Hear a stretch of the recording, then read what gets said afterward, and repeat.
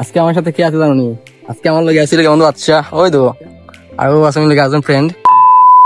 আসসালামু আলাইকুম viewers, welcome back to my another video from Mahir 8.8। Suddenly বন্ধু বাদশাহ কল দিয়া কইরো বন্ধু আমি সুনামগঞ্জ যাইছি, তুইও তাড়াতাড়ি আইও সুনামগঞ্জ। বন্ধু যেহেতু কইছে তো আমি আর না করতাম পারি না, তো আমি বাড়াই গেলাম। আইয়া উঠে গেলাম একটা সেনজি, তার আজকের আসমানের ভিউটা দেখায়নি, জাস্ট ওয়াও লাগে। সুন্দর আসমানের ভিউ উপভোগ করতে করতে আইছিলাম ওয়াজখালি আইয়া সেনজি ড্রাইভারে কয় যে বেটা আর সেনজির গ্যাস শেষ হয়ে গেছে, বেটা গ্যাস লইতো। তারপরে আইলাম আমি অটো তুইটা। আর হি ভাই তো বন্ধু খালি কল দিরা যে আমি কোনাদের মাঝে আইছি, হে বাক্কা সময় থেকে ওয়েট করে আমার লাগি। তো গেলাম কি সুনামগঞ্জ বাজারও গিয়া তার লগে দেখা করলাম, লগে আর একজন বন্ধুর লগে দেখা হয়ে গেল। বাচ্চারে কইলাম যে কয় যেতে, হে কয় আয় সুনামগঞ্জ সরকারি কলেজ থেকে ঘুরি আয়। আমি কইলাম ওকে চলো। তো আইলাম আমরা সুনামগঞ্জ সরকারি কলেজে ঢুকার বাদেও দেখলাম যে একটা মোমবাতির স্ট্যাচু, সাইডোবাই দিয়ে ফুলের গাছ দেখতে সুন্দর লাগছিল। আমরা গপ কইরা আস্তে আস্তে সামনে যাক গইরাম। আর এই কলেজটা প্রতিষ্ঠিত হয়েছিল 1944 সালে এবং জাতীয়করণ হয়েছিল 1980 সালে। কিন্তু সামনেও দেখতাম পারলাম আমরা সুনামগঞ্জ সরকারি কলেজ লেখা আছে। আমি স্যার আমার ভাই বোন যারা আছেন সবাই ওই কলেজের মাঝে পড়ছেন। আপনারা অনেকে ভাবতে পারেন যে আমারে কে ভিডিও করিয়া দেয়, আমারে ভিডিও করিয়া দেয় আমার বন্ধু বাদশা। এই পর্যন্ত আমার যে কয়টা ভিডিও আছে ক্যামেরার পিছনে তার অবদান সব থেকে বেশি। আমার বেশিরভাগ ভিডিও হে ওই কইরা দিছিল। আচ্ছা যাই হোক,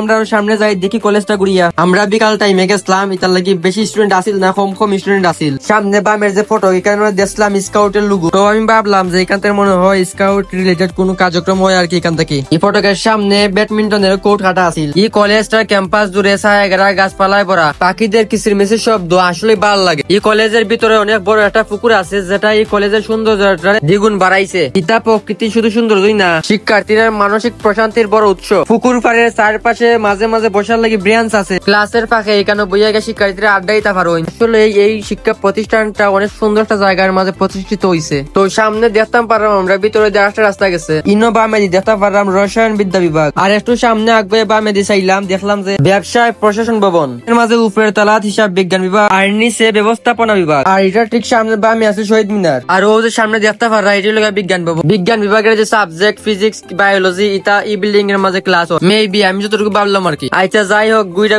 এই কলেজের অনেক কিছুই দেখলাম, অনেক কিছু ডিপার্টমেন্ট। তারপরে যে কলেজের প্রকৃতির যে পরিবেশটা ওইটা অনেক বেশি সুন্দর লাগছে। আরো এক সাইড রয়েছে দেখার বাকি। তো আমরা সামনে যাইলাম গিয়ে ওই সামনে দেখতাম পারলাম আমরা একাডেমিক ভবনটা একদম কর্নারের সাইটের মাঝে পড়ছে। অফিসের যে সকল কার্যক্রম এই একাডেমিক ভবনের মাঝে হইয়া থাকে। অতবার তো ঘুরিয়া এই কলেজের সমস্ত কিছুই দেখাইলাম, তাও কিছু ইতিহাস ও অর্জন জানিলাই। এটা প্রথমে টাউন হলে ক্লাস শুরু হয়েছে, পরে 1960 সালে বর্তমান ক্যাম্পাসে স্থানান্তর হয়েছে। 1967 সালে সম্মানকর চালু হয়েছিল। আর 2016 সালে এটা সেরা প্রতিষ্ঠান আর সেরা শিক্ষক পুরস্কার অর্জন করছে। জাতীয়করণের পরে প্রায় 26 একর জমিতে স্থায়ী ক্যাম্পাস এটা প্রতিষ্ঠিত হয়েছে। তো আপনারা কে এই কলেজের মাঝে পড়ছেন আর কে ভবিষ্যতে এই কলেজের মাঝে পড়তে চান অবশ্যই কমেন্ট করে জানাইবা। ভিডিওটা ভালো লাগলে অবশ্যই লাইক দিন। আরো সুন্দর ইনফরমেটিভ ইন্টারেস্টিং ভিডিও পেতে অবশ্যই মাইরে 8.8 চ্যানেলটি সাবস্ক্রাইব করুন। So thanks for watching, follow for more video.